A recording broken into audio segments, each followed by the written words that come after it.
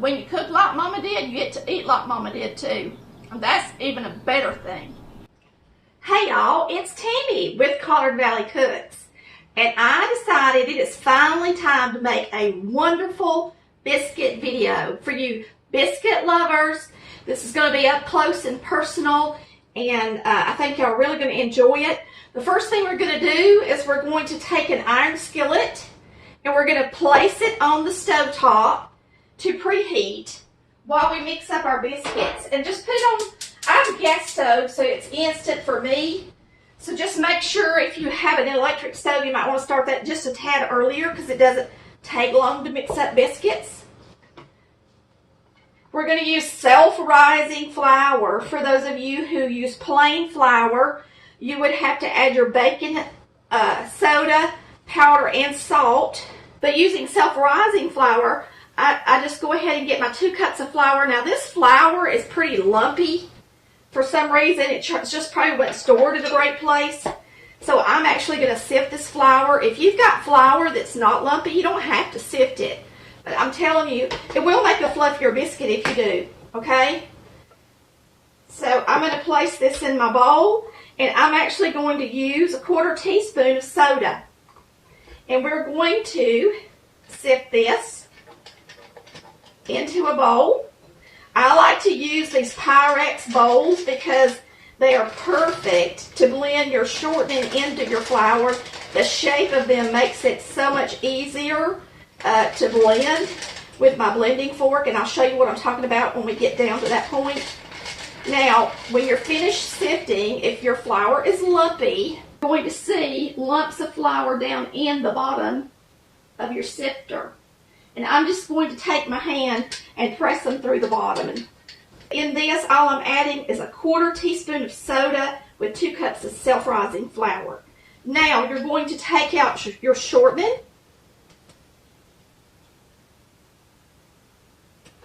And you're going to use a 1/4 cup is all you're going to use.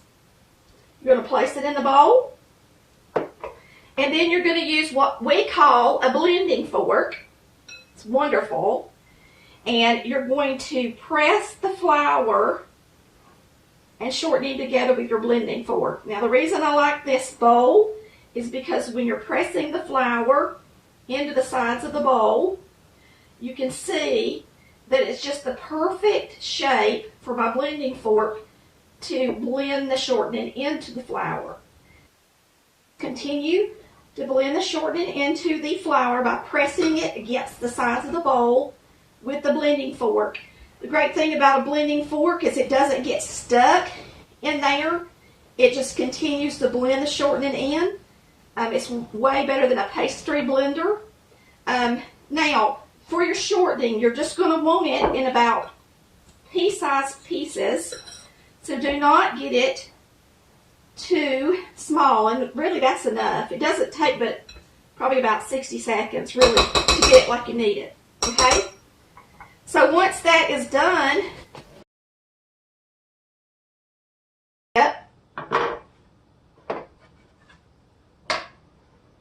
is putting in the buttermilk. We're going to use about a cup of buttermilk. And this is whole buttermilk.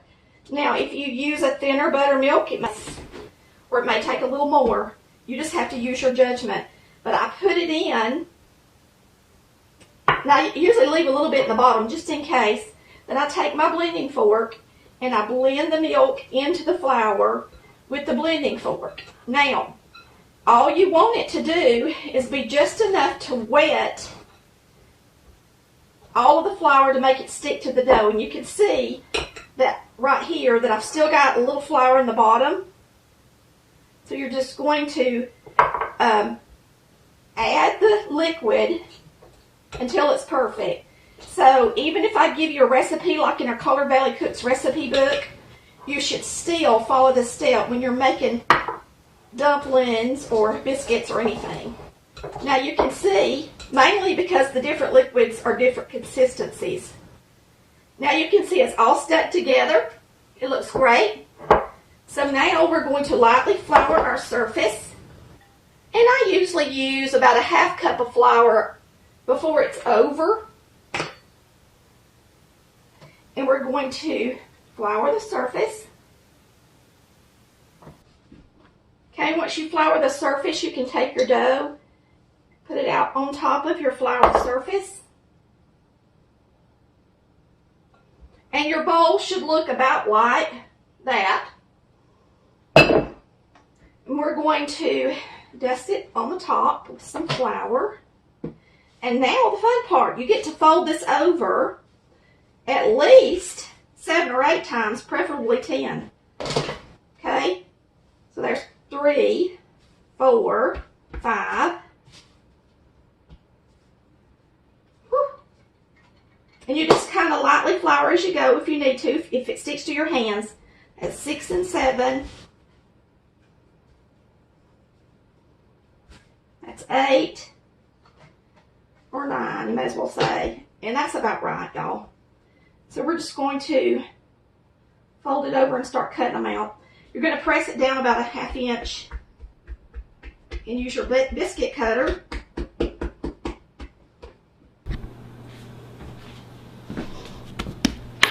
Now we're just going to cut the biscuits out.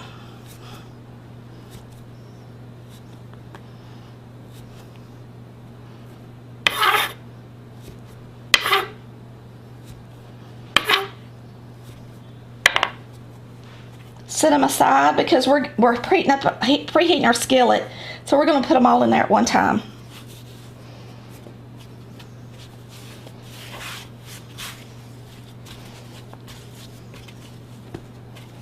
And you're just going to fold it over and get it nice and flat again. Press it down.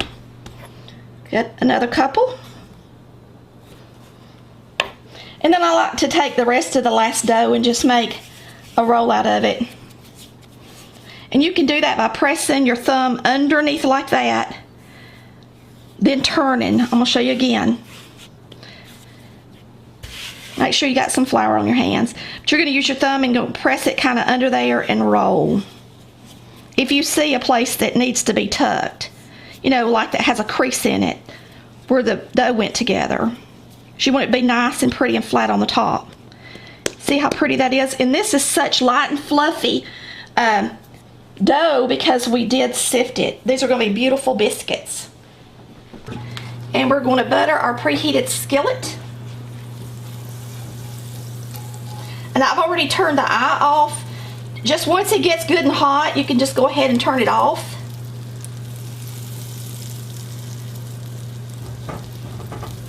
And make sure you go up the sides. Make sure you get the sides because the biscuits are going to rise and stick to the sides if you don't.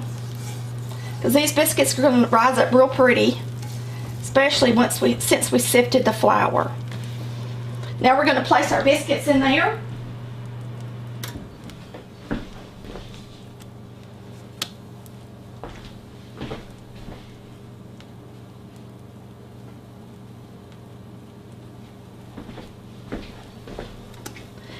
And sometimes you may have a few extra, and if you do, you can freeze them and have them on a rainy day. Like I've got a couple of extra, so you can actually just take your extra biscuits and put them in the freezer with some parchment or wax paper. Okay, so you can see our pretty biscuits. Now we're about to pull out some that we've already made that are coming out of the oven right now. You're going to bake these, let me go ahead and tell you that. You're going to bake these at 450 degrees for 20 minutes, right in the center of the oven. And when they come out, they're going to look like this.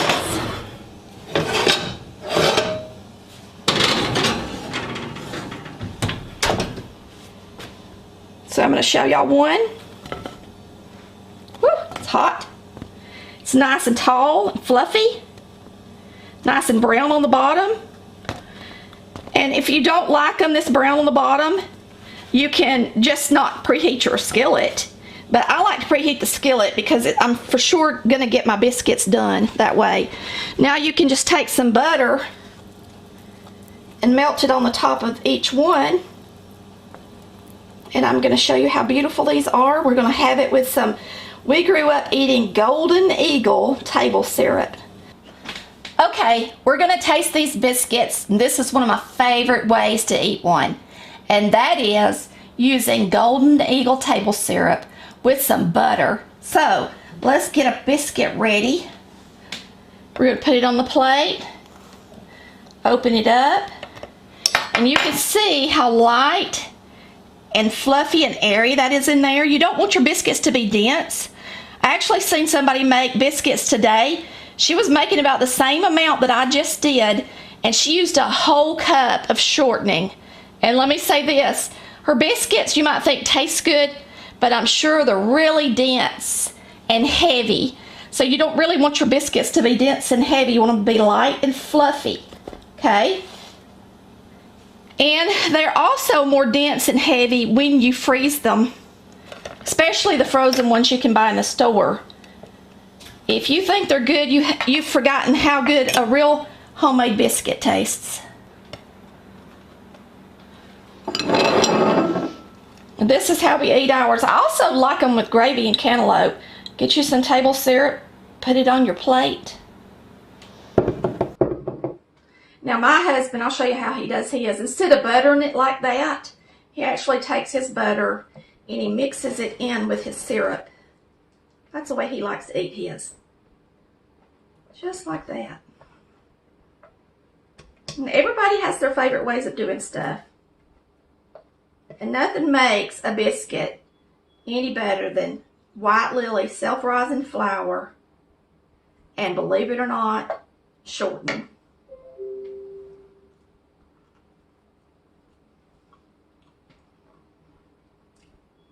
It's divine. Nothing's better, y'all.